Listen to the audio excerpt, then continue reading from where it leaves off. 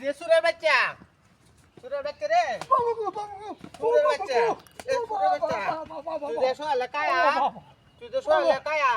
স্কুলে হাঁটাইলাম তোর কইলাম যে স্কুলে যাইতে তুই এনে কেরাত লাগতো আগে বাইক নে তোরা সাড়াইতেছি আমি সাহস কত করো হ্যাঁ হ্যাঁ সুরের বাচ্চা কারণ কি তৈছে ভাই আমরা ছুড়াও কি তৈছে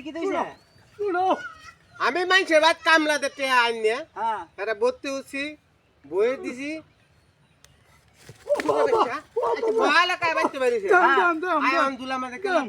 দুলার মধ্যে হ্যাঁ। পরাত বইছে না স্কুলেও যায় না